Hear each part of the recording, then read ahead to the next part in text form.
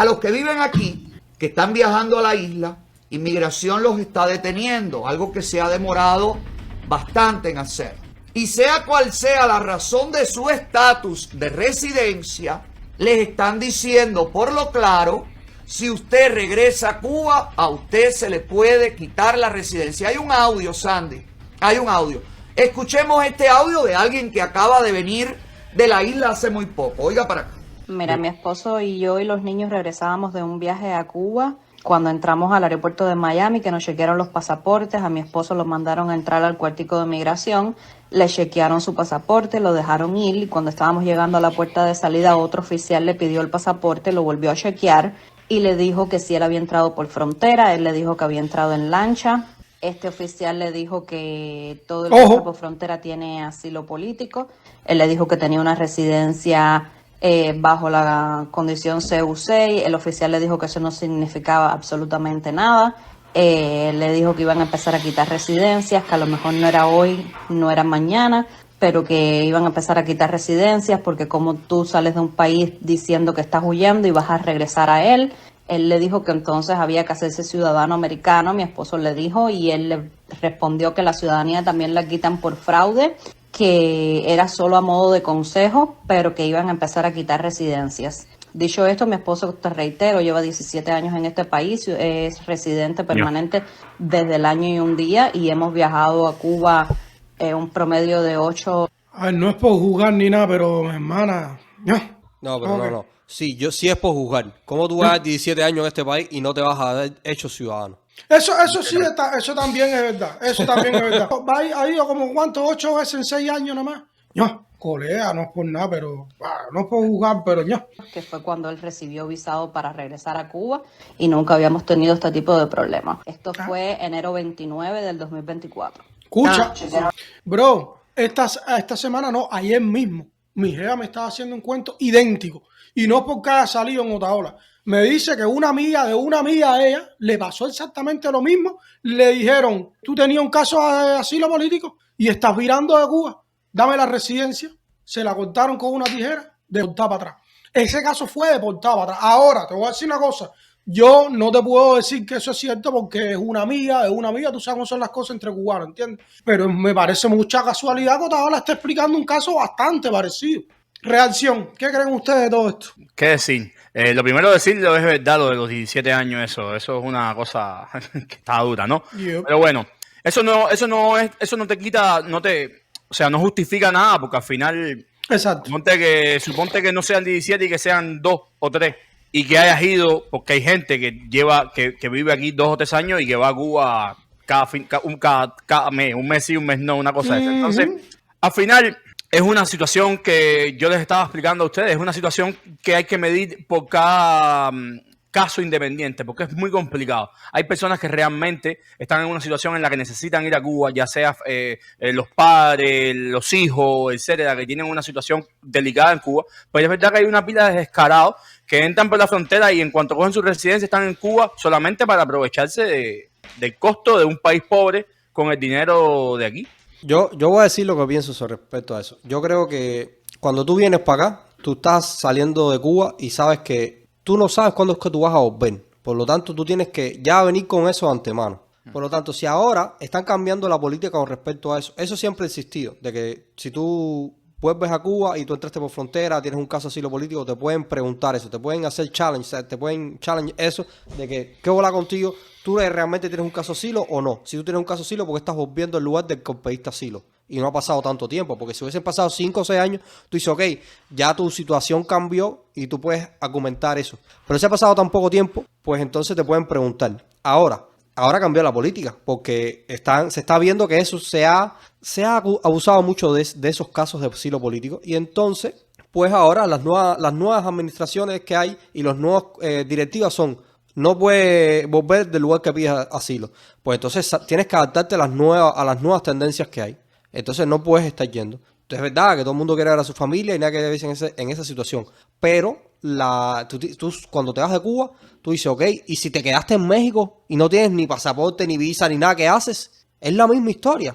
Entonces hay que adaptarse, hay que saber comportarse y mantener el orden con respecto a esas leyes para que no te pase esto, porque peor es que te manden para Cuba como le pasó a ese caso que tú estás viendo.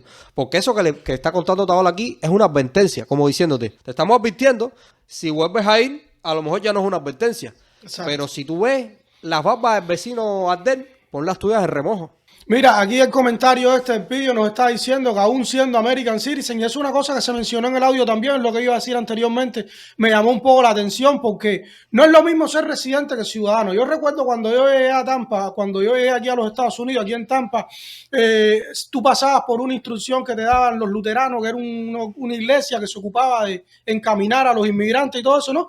Y entre todo el curso ese que ellos te daban como para que tú te fueses adaptando, entendiendo un poco el país, lo básico, te decían a los cubanos específicamente en aquel tiempo, le decían, miren, muchos de ustedes tienen que cuando entran por la frontera decir que ustedes piden un asilo político, pero como ustedes son quienes son, al año y un mes les están dando la residencia y muchos de ustedes quieren ir para Cuba, tienen que saber, ojo, eso nos lo dijeron a nosotros hace 8 años atrás, dice, tienen que saber que si lo que usted tiene es una residencia cada vez que usted está virando para los Estados Unidos, sea de Cuba o donde sea, usted viene a tocar de nuevo la puerta. No hay una garantía que te van a dejar entrar. Los ciudadanos sí tienen muchísimo más derechos, pero el residente ahí mismo lo pueden coger y virarlo para atrás. Y es una cosa que a mí se me quedó grabada. Y por cierto, y me pareció un poco extraño con lo que decía el audio ese, que incluso los ciudadanos también, no sé hasta qué punto eso puede ser real o quizás sea una campaña de miedo que están metiendo. Bueno, La ciudadanía no es revocable, ¿no? A no ser por un caso sí. de... Sí, yo creo que sí. En el audio se mencionó por fraude. Dice, no, si se determina que fue por fraude, se puede revocar algo. Sí, es posible un fraude de mentirle al gobierno de Estados Unidos cuando entraste al país, a lo mejor, no sé. No, en tu aplicación. Si ellos descubren que tú metiste en tu aplicación para la ciudadanía hubo residencia, pues entonces lo que quería decir es que también con respecto al comentario que hizo él, cuando tú entras por frontera, así seas residente, te van a meter para el cuartico. Yo tenía un amigo que él me decía, oye, viajé y me metieron para el cuartico. Yo creo que eso viene dado por eso, porque cuando tú pasas por frontera, al pasar por la frontera te hacen como, o sea, tú estás preso en unos minutos o unas horas, unos días, depende de lo que te toque. Y eso es un récord que queda en tu, entonces por eso, como que después te pueden parar. A lo mejor hay veces que no te paran, pero cuando te paran es por eso. A mí nunca me pararon porque yo no entré por frontera. Yo creo que más que entrar por frontera, y esto es algo que estoy asumiendo yo, pero yo creo que es más que por entrar por frontera es si tú hiciste un caso de asilo político o no. Porque, por ejemplo, yo conozco gente, que, a ver, en este caso esta gente no entraron por frontera, esta gente vinieron por un parol humanitario, ya tienen su residencia, fueron a Cuba, y esto te estoy hablando de una cosa que pasó hace 1 o 2 semanas atrás. Esa gente, como son de parol humanitario, ellos nunca tuvieron que hacer un caso de asilo político. Y cuando entraron por el aeropuerto me dijeron, oye, a todo el mundo lo estaban parando, menos mal que a nosotros no nos pararon. Y yo me quedo así pensando, yo, ¿será que no te pararon porque tú nunca tuviste que hacer un caso de asilo político? Porque esa es otra cosa, o sea, la gente que no tienen que hacer un caso de asilo político, quizás pueden ir más a Cuba. O sea, yo te voy a ser sincero, si yo tuviera asilo político ahora mismo, yo no voy a Cuba para nada, ¿entiendes? Yo no le estoy diciendo a nadie que vaya a ir ni nada de eso, pero me parece a mí que quizás los que no tuvieron que hacer un caso político, a lo mejor se salvan más. Eso es lo que yo te quería decir al respecto. No, yo iba a decir que también, yo entiendo la posición de Gabriel que dice que cuando uno viene para acá, uno tiene que darse cuenta que uno no va a dejar ¿sabe? Va a dejar de ir a Cuba por un tiempo hasta que se ajuste su situación. Yo eso lo entiendo, pero todas las situaciones no son iguales. Y les estaba haciendo el cuento del amigo que tengo, que dejó a sus hijos en Cuba con la mamá de sus hijos. Ellos estaban ya separados, pero dejó a sus hijos con la madre de los hijos. Y perfecto, ¿no? Y dice, oye, están bien cuidados, es la madre. Yo de aquí mando dinero. ¿Qué pasó, brother? Tiempo después, estamos hablando de 3 meses, 4 meses, 5 meses después, la mamá de los chamacos se murió. No. En el gran sistema de salud en Cuba, un cáncer fulminante. Entonces, ¿qué pasó? Se quedaron sus hijos pequeños, brother, con la mamá de él. Con la abuela. ¿Entiendes? Con la abuela. Se quedaron en casa con la abuela. ¿Tú te imaginas ese padre cómo está, brother? Un padre que es un buen padre. ¿Tú te imaginas cómo está, cómo se siente, que no tiene idea de qué... Y es un I-220A, con fecha corte y no tiene residencia. No, pero si él es un I-220A, eso está en Yamaha, porque él tiene... El problema es que yo conozco también gente que son I-220A que me han dicho, Reinaldo, yo cuando venía para acá, yo no había estudiado nada de eso. Yo simplemente me dijeron, oh, eso está abierto, y yo vine para acá. Y dijo, ese lío hacer que I-220A ya tenían que venir con otra mentalidad, colega. Pero Ujú. ese es Dale, el caso típico de desconocimiento de la ley, no te encime de cumplirla. Claro, Ya, es verdad. Y en el caso este que tú estabas mencionando, hay casos que tú puedes pedir permiso de viaje. Humanitario. Exacto, tú puedes pedir un permiso de viaje humanitario. Mira, me pasó eso, tengo que ir a arreglar la situación de mis hijos y te lo pueden dar, ¿entiendes? Pero, o sea, no es que tampoco esto sea aquí una prisión y demás y demás. O sea, tú puedes, pero tienes que pedirlo, ir por los canales que tocan. Todos esos canales existen y tocan. Incluso cuando para Cuba no había viaje, tú podías, cuando eso fue cuando Bush, creo, tú podías decir, mira, se me murió un familiar y viajar y hacer eso. Te voy a hacer una pregunta para ponerte ya más a una encrucijada, una encrucijada. Me ¿Qué digo. me cuentas de la gente que entró aquí? ¿Qué me cuentas de la gente que entró aquí? Dios mío.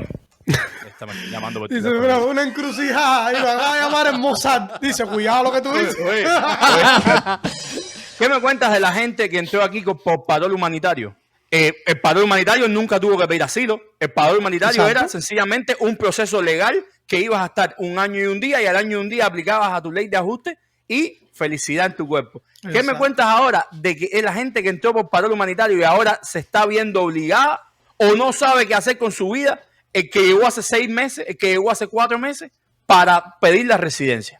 Yo he visto gente que les están recomendando O sea, que que- hagan asilo político, pero yo no creo que tengan una necesidad de hacerlo, sinceramente. Bueno, a ver, yo te voy a responder a eso. Mira, el parol humanitario es una cosa que te permite vivir en Estados Unidos, mas no te da derecho a quedarte aquí por 2 años. Por lo tanto, si esa cambia, en ese caso, pues las personas que vinieron así tienen que bailar al ritmo que le toque, ¿sabes? El parol humanitario se hizo inicialmente para que la gente vivieran aquí 2 años y después tenían que irse. En el caso particular de nosotros los cubanos, al año podemos aplicar a la residencia por la ley de ajuste cubano. Pero ese valor humanitario no era tú vas para Estados Unidos con derecho a vivir ahí todo el tiempo que tú quieras, ¿no? Era por vivir ahí 2 años. Después de esos 2 años, pues tú podías a lo mejor pedir el ajuste cubano. Si ahora están cambiando eso, pues imagínate tú. Pero fíjate tú que ese es lo el mismo. lío. Sí, pero es que el Pero parol, fíjate que el eso no es parol- Esa gente le pararon el trámite de residencia, Está bien, está congelado, pero es que- el tiempo sigue caminando. Está bien, ¿Y qué van a pero hacer la cuando pregunta- se joda? Sí, pero la pregunta es, esa gente que vinieron con parol, bueno, esa gente que vinieron con parol no lo van a saber porque tienen sus 2 años para estar aquí. Ahora,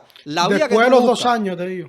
Bueno, es lo mismo que hacen el resto, lo mismo que hacen los ucranianos, lo mismo que hacen los nicaragüenses. Yo entiendo que nosotros como cubanos queremos que a los cubanos los traten mejor, pero también pues hay que verlo también del foco como lo ve el americano, que no tiene ningún lazo con los cubanos, nicaragüenses, venezolanos. Y como ellos ven eso y dicen, bueno, te dimos esta chance humanitario, pero no tengo por qué darte el otro camino, ¿sabes? También hay que verlo de esa perspectiva, podernos poner en los pies de los otros, creo yo. Está claro, pero por ejemplo, ahora Trump que le puso una pausa a todos los procesos de, por ejemplo, de permiso de trabajo o Totalmente en contra de eso. entonces, incluso le puso, supuestamente no iba Claro, a ponerle, él no puede quitar el ajuste, pero le puso como una pausa, ¿no? Al Ujú, proceso sí. de ajuste. Entonces, ¿qué me dices de esa gente, de esa persona que entró con parol humanitario? Y ahora de repente el parol se convirtió en algo ilegal. Vamos a revisar los casos. La persona todavía no llega al año para poder pedir el ajuste y está sin permiso de trabajo y el permiso de trabajo está parado. ¿Qué hace esa persona? Totalmente Porque mal con eso. ellos al final, si tú te pones a pensar, entraron con una idea no de pedir ajuste. Exacto. No pedir asilo. No de pedir asilo. No tienen, o sea, ahora de repente se ven algunos obligados a pedir asilo. Ellos no tienen caso de asilo. No, de lo Y ellos, poner. de hecho, Ajá. y ellos, de hecho, tenían pensado regresar a Cuba después de la residencia porque no vinieron con asilo. Exacto. Esa es la otra. Eso es un poco jodido porque imagínate yo tú. entiendo, y es verdad. Yo lo que primero estoy mal en contra de eso que hizo, de que paralizaron lo del permiso de trabajo, porque me parece que eso es una persona que la tienes aquí, tenerla trabajando, te reportan los taxes Sí, y demás sí, y demás, sí, sí. y aparte la tienes involucrada en la sociedad, que si no la tienes trabajando puede marginalizarse. Es más fácil de que se marginalice y rompa la ley. O sea, entonces, en ese caso, yo pienso eso. Lo otro es, sigo en la misma postura. O sea, el hecho de que tenga un parol no significa que te están dando la garantía para vivir aquí. O sea, yo quisiera que a los cubanos de bien que vinieron por el parol se quedaran. A los demás no, porque también entraron una pila de gente. Entonces, yo lo que creo que está pasando es que esa gente se dieron cuenta en Washington de que por el parol entraron una pila de gente que no deberían haber entrado, no hicieron el filtro que debían hacer y por ende dijeron, vamos a parar esto antes de que se nos llene esto aquí de cualquier cosa. Yo creo que es una cosa bastante temporal, espero que sea así, porque me parece que han parado muchas cosas, no solo eso, pararon con muchos contratos con el gobierno, en muchas compañías han despedido a mucha gente que estaban supuestamente no estaban trabajando prácticamente, entonces es que todo está yendo con respecto a eso, se para todo, vamos a ver qué es realmente lo que debe hacerse o no, y por eso es que a lo mejor pararon eso también. Por eso yo creo que es algo como más bien temporal, de no sé, un mes o algo así, en lo que se decide que se va a hacer y después eso continúa. Me parece a mí, ojalá, o sea, es lo que espero que pase. Claro. Yo a lo que me quería pegar con eso es que al final esa gente no tenían el desconocimiento de la ley. Esa gente sencillamente, esa ley, esa medida no existía cuando ellos tomaron la decisión de emigrar a Estados Unidos. Y de repente una vez aquí les ponen esa no sé, esa enmienda o esa traba, este va a ser el cumplimiento de la ley a partir de ahora y ya estoy aquí. ¿Y ahora qué hago? Bueno, yo me quiero quedar, pero yo dejé a mi hija en Cuba o dejé a mis padres enfermos en Cuba y yo tenía un plan porque era por parol y ahora ya no. Ahora el plan cambió y me cambiaste toda la gente, ojalá que no sean muchos casos, porque literalmente esa gente están jodidos. Sí, son un caso completamente diferente al que vino cruzando frontera. Sí, es verdad, esto es completamente diferente, pero todo el que entró por parol humanitario hace menos de un año está en esa situación, porque no ha podido aplicar al ajuste aún y están en el limbo, no saben qué hacer. Yo sí te digo por experiencia propia de conocidos que están específicamente en esa situación, que han hablado, abogados le han dicho, no apliques ajuste aún, ¿por qué? Y eso se lo quería comentar. Sí, dice eso. que la corte está llena de cajas de ajuste, de aplicaciones de ajuste. Ya estoy con... Ya no sé ni lo No que tomes más, De casos de asilo político. De asilo. Dice que es caja llena de casos de asilo político. Entonces dice, el que aplique último va arriba. O sea, es como ¿Entiendes? una pila. El último que entra es el primero que sale. El último, exacto, es como una pila. Entonces, el último que llega, es el primero que van a coger, es el primer expediente que van a coger. Entonces, imagínate que tú apliques hoy para asilo. Tú entraste por parol y no tienes caso de asilo porque nunca lo tuviste. Porque es mentira, vas a mentir como No, y ganar un caso de asilo es difícil, súper Entonces, difícil. de repente te ponen tu expediente arriba y de repente te dan la cita para el mes que viene y todavía no llevas un año. Bro, y te fuiste. Y te voy a decir una cosa, esto no lo vamos a hablar porque además es un caso demasiado reducido y tal, pero hay unos cuantos cubanos que están aquí, por ejemplo, que no les va a quedar más opción que pedir asilo político, qué sé yo, que ya lo hicieron y tienen, por ejemplo, ciudadanía de otros países, son ciudadanos españoles, algo de eso, y es una candela porque a esa hora tienes que coger y explicarle al gobierno de los Estados Unidos que tú eres perseguido político en Cuba y en España, porque si no te dicen, sí, okay, vamos a pensar que es verdad que tú eres perseguido político en Cuba, en España también. Ah, no, ya sabes para dónde te vas a ir, colega. Y dice, mi hermano, eso está duro. Por eso te digo que eso está heavy. Bueno, déjame explicarte. Yo le voy a dar un tip a esa persona ahora mismo. Esa persona lo que tiene que hacer es empezar a postear en las redes sociales y decir que Pedro Sánchez es un hijo de puta. Que la mujer de Pedro Sánchez es una corrupta, que ha robado cantidad y demás, y ya tiene su caso ahí suavecito.